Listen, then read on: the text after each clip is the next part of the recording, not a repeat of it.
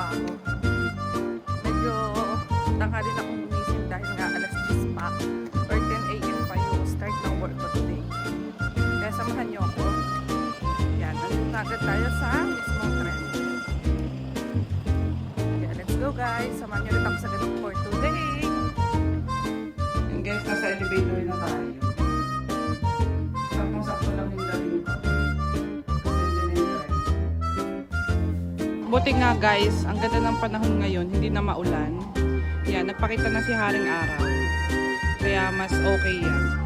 Kasama na nga dito sa Japan guys. Nasusuot na natin yung mga ganito nating pangpaa. Yan. Saktong-sakto, andito na yung tren. Saktong dating ng tren, nandito na tayo. Waiting na lang tayo.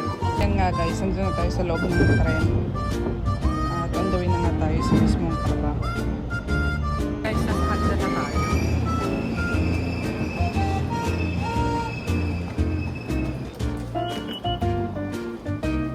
Guys, ang init na nga oh. Kaya kailangan ko nang gamitin yung payong ko. Lagi kong dala yan. Guys, pwede namang hindi lakarin. Pwede kang magsakay ng bus. Pero sayang nga. Sayang din yung ibabayad mo sa bus. Kaya nilalakad ko na lang pagkapapasok ako sa work. Kasi mga 20 to 30 minutes lang naman yung lalakarin mo. At umaga din naman, kaya okay lang. Exercise na din. Kapasok nga pala ako dito sa trabaho. Lagi ko nadadaanan dito yung pagawaan ng mga karton, mga box. Ganyan, no? Yan yung mga pagawaan ng box dito. Nadadaanan ko siya pag papasok ako ng work. Yan yung Kaiser. Guys, kadalasan nga pala dito sa mga bahay dito sa Japan. Yan, may mga gardens na. Ang ganda lang din ang tingnan ng mga bakuran nila dahil halos nga yung mga matatanda dito. Lagi silang nagtatanim sa mga tapat nila, ganahan. Kaya parang ang nostalgic lang yan. Napakasimple lang ng buhay dito sa Japan. Parang ang tahimik lagi. Kaya masarap rin tumira dito. Guys, disiplinado dito yung mga tao.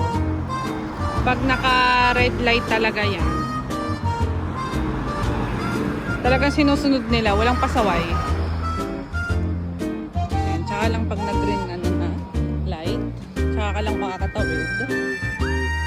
Parang mararamdaman mo talaga yung safety mo dito. Kahit nga walang dumadaan dyan guys, nasasakyan. Basta naka-red yan. Kahit madaling araw yan, hindi sila tatawid. Ganun sila kadisiplinado. For work nga guys, nandun ako sa mismong company namin at nakuha na nga rin ako ng card para makapasok. Hindi ka nga makakapasok na sa building na to, sa company na to, nang wala kang card na pinipil upan. Kaya kailangan nyo mag-log in. Yan. Kaya mag-start na ulit ako ng work. See you na lang later guys. Yan guys, dito yung daan ko papunta sa mismong work. At ito na ako sa loob. Ito din yung storage room nila. Yan yung parang sa mga catering nila. Sa baba, pag may mga breakfast buffet. Yan.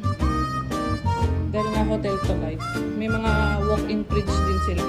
Malalaki. Yan ganan. Malalaki yung walk-in fridge. Then kitchen nga nila. So work. At mag-start na ulit ako ng trabaho. Kaya update ko kayo later.